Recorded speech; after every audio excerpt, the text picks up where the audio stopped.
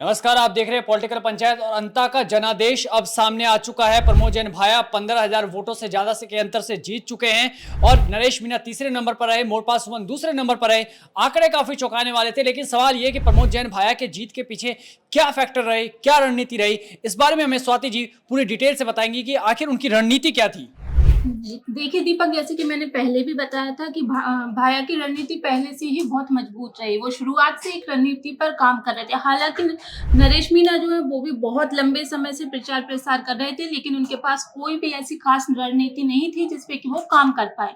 और तीसरी तरफ देखा जाए तो मोरपाल सुमन है, जो कि प्रचार तो कर रहे थे बट वो खुद से ज्यादा पार्टी पर डिपेंड थे। तो कहा जा सकता है कि इन तीनों में जो भाया है उनकी रणनीति बेटर थी और वो तीनों में सबसे ज्यादा ग्राउंड पे एक्टिव नजर आए। तो स्वाति जी ने जैसा बताया कि पहली जो रणनीति थी उनकी काफी प्रभावशाली थी, लेकिन यहाँ पे एक फैक्टर यह भी आता है कि पार्टी का कितना प्रभाव पड़ा, क्योंकि मोरपाल सुमन के साथ हमने देखा कि वसुंधरा राजे, भजन लाल शर्मा जैसे बड़े दिग्गज नेता थे, उनके साथ प्रेमचंद बैरवा भी नजर आते हैं, जोगाराम पटेल भी नजर आते हैं।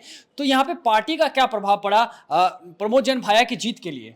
देखिए दीपक, जैसे कि प्रमोद जैन भाई है, मैंने बताया उनके पास रणनीति थी। तो उनकी इस रणनीति में एक उनका हिस्सा था उनकी पार्टी, जो पार्टी उनको शुरुआत से ही उनका साथ दे रही थी। चाहे हम टीकाराम जूली की बात करें या फिर गोविंद सिंह डोटासरा की बात करें, वो दोनों शुरुआत से ही उनके साथ थे। जबकि मोरपाल सुमन के पास वसुंधरा और भजनलाल 4 दिन पहले ही आए थे।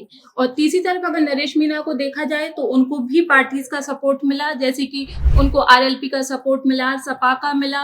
लेकिन ये सपोर्ट उनको 2 दिन पहले ही मिला। और इसमें एक फैक्टर और भी है कि नरेश मीणा को जो सपोर्ट आरएलपी से मिला उसमें कहीं ना कहीं थोड़ी कमी रह गई थी, क्योंकि जो आरएलपी पार्टी है वो एक क्षेत्रीय पार्टी है। और क्षेत्रीय पार्टी जो कि हम जानते हैं कि हनुमान बेनीवाल है, वो नागौर से हैं और उनका पूरा जो भी साम्राज्य कह लो या फिर राजनीति कह लो, वो पूरी नागौर के इर्द गिर्द ही चलती है। और नागौर वाराणसी कितने दूर है, तो कह सकते हैं कि एक क्षेत्रीय पार्टी होने की वजह से उनका बारह में इतना ज्यादा इफेक्ट नहीं देखने को मिला। इसलिए भी नरेश मीणा को सपोर्ट तो मिला, लेकिन वो पीछे रह गए।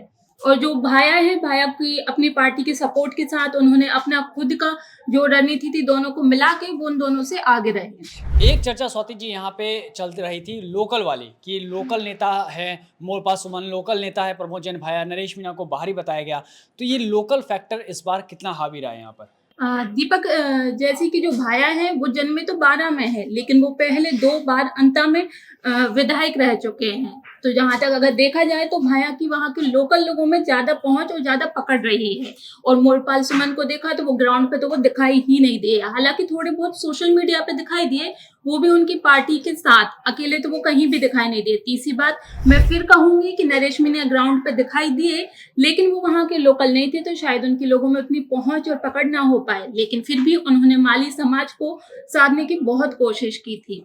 देखिए यहाँ पे जैसे लोकल फैक्टर की बात करी, इसके साथ ही एक सवाल और गंभीर सवाल उठता है कि नरेश मीणा की हम सोशल मीडिया पे फैन फॉलोइंग देखते हैं, ठीक है, उनके लगातार वीडियोस आ रहे थे, वो लगातार फेसबुक पे लाइव आ रहे थे, जनता से अपील कर रहे थे। और वहीं मोरपाल सुमन के थोड़े कम थे, लेकिन प्रमोद जैन भाया जो सोशल और लोकल की लड़ाई थी उसमें कैसे हावी रहे। देखिए दीपक, ये जो चुनाव होते हैं ये सोशल मीडिया के थ्रू तो कभी नहीं जीते जा सकते। हाँ, कह सकते हैं कि एक लहर बना सकते हैं सोशल मीडिया से, लेकिन चुनाव में वोटिंग नहीं पा सकते।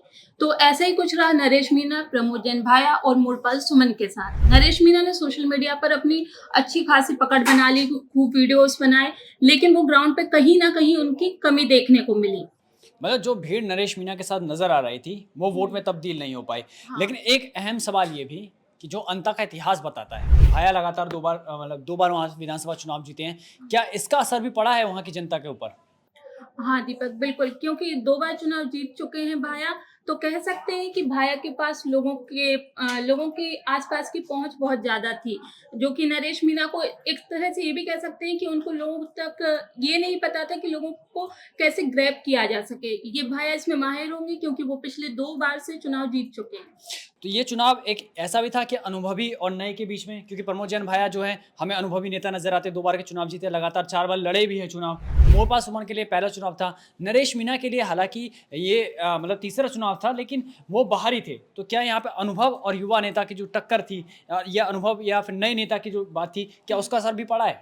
बिल्कुल दीपक, यहाँ पे जो अनुभव रहा वो भारी रहा। जैसे कि हमेशा राजनीति में देखा जाता है कि अनुभव कहीं ना कहीं एक नए नेता पे भारी पड़ जाता है।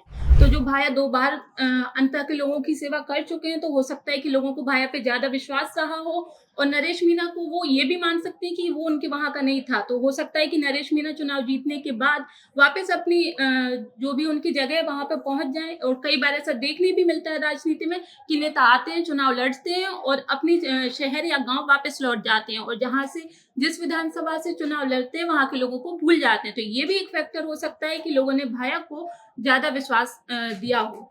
और एक यहाँ पे एक सवाल ये भी उठता है, जो ट्रेंड बना है राजस्थान की राजनीति में, आपने शुरू से गौर किया होगा कि कांग्रेस बीजेपी, बीजेपी कांग्रेस, लगातार जो ट्रेंड चलता है, तो अंता में भी क्या यही ट्रेंड फॉलो हुआ है कि कभी प्रमोद जैन भाया जीते, फिर प्रभुलाल सैनी जीते, फिर प्रमोद जैन भाया जीते, फिर कंवरलाल मीणा जीते और इस बार फिर से प्रमोद जैन भाया जीत गए? क्या ये ट्रेंड पे चल रही है अंता की जनता? हाँ, दीपक, मैं बताना चाहूँगी कि पिछले 10 सालों में जो राजस्थान में उपचुनाव हुए हैं, उनमें हमेशा कांग्रेस भारी ही दिखाई दी है, चाहे वसुंधरा की सरकार हो, गहलोत की सरकार हो या फिर अभी करंट में भजन लाल की सरकार हो, जिसको कि भाया ने जीत के साबित ही कर दिया है कि कांग्रेस हमेशा से ही भाजपा पे उपचुनावों में भारी रही है। तो ये सारे के सारे फैक्टर्स थे जो कहीं ना कहीं प्रमोद जैन भाया की जीत के पीछे थे, जिसमें हमने बात करी रणनीति की, जिसमें हमने बात की कांग्रेस पार्टी के तमाम नेताओं की, क्योंकि हमने स्टार्टिंग से देखा था स्वाति कि जब अंता चुनाव की घोषणा हुई थी कि इस तारीख को चुनाव होंगे, तो आपने भी देखा होगा कि कांग्रेस ने ज़्यादा देर नहीं लगाई कि हमें कि प्रमोद जैन भाया को चुनने में, कोई अलग से प्रत्याशी नहीं लगाए, लेकिन बीजेपी ने काफ़ी देर लगाई। क्या ये भी कारण है मोर पासवान के हार के पीछे? हाँ, बिल्कुल दीपक, जैसे मैंने कहा कि जितनी देर से आप अपना प्रत्याशी चुनेंगे,